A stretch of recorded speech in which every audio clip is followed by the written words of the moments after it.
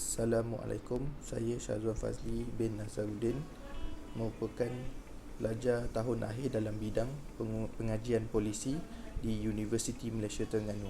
Hari ini saya akan membincangkan tentang sejauh mana pentingnya subjek perancangan pembangunan lestari kepada mitigasi isu alam sekitar.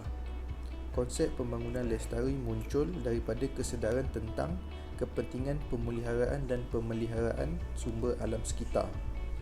Isu pembangunan telah dibincangkan secara serius dalam sidang kemuncak dunia yang diadakan di Rio de Janeiro pada tahun 1992 dan di Johannesburg pada 26 Ogos hingga 4 September 2002.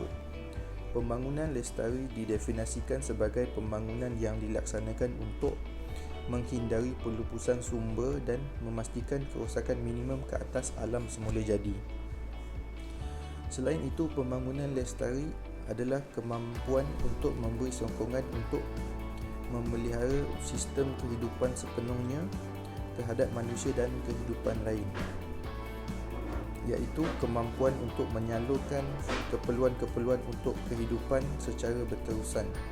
Dalam konsep pembangunan lestari, penekanan diberikan kepada keseimbangan antara memenuhi keperluan manusia dengan keupayaan sistem semula jadi untuk membekalkan produk dan perkhidmatan tanpa degradasi.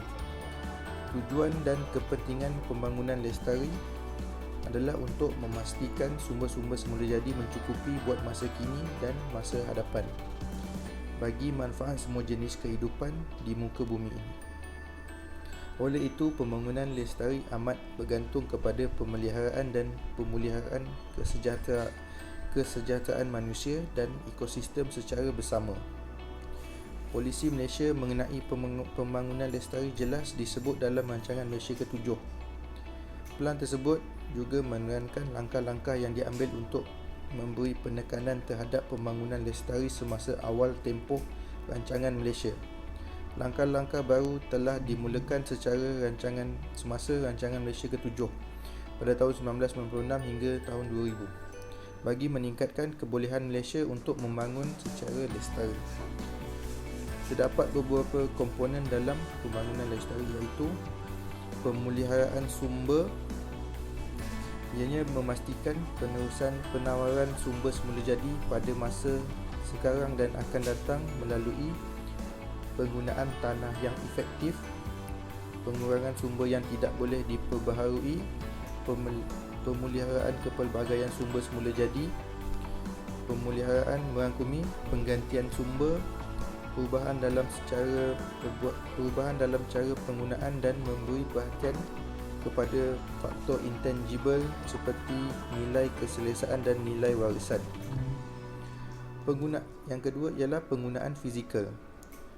Penggunaan fizikal bagi memastikan pembangunan alam bina akan harmoni dengan alam semula jadi, di mana hubungan mereka adalah seimbang dan saling dimanfaatkan.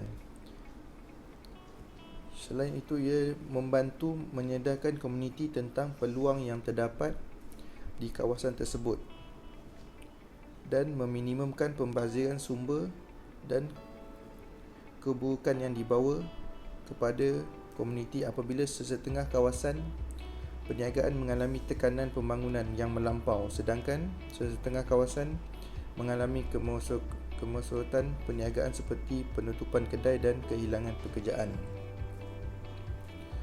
Yang ketiga ialah kualiti alam sekitar. Ia bertujuan untuk mengelakkan pencemaran alam, melindungi kapasiti ekosistem dan pembangunan yang akan mengancam kesihatan manusia atau menjejaskan kualiti kehidupan. Selain itu, mengurangkan atau mengubah proses pengeluaran atau perniagaan yang akan menjejaskan kualiti hidup manusia. Cara pembuangan dan pelupusan sampah harus dititik beratkan. Dan yang keempat ialah kesaksamaan. Yang kelima, penyertaan politik. Yang keenam, ekonomi dan budaya. Oleh itu, ilmu tentang perancangan pembangunan lestari kepada mitigasi isu alam sekitar amatlah penting untuk kita ambil tahu. Hal ini demikian kerana ia berkait dengan kehidupan seharian kita. Selain itu, kesedaran ini perlu ditanamkan dalam diri setiap manusia agar generasi akan datang dapat menikmati keselesaan dan kemudahan semula jadi yang telah dikurniakan oleh Yang Maha Esa di muka bumi ini, insya-Allah. Sekian, terima kasih.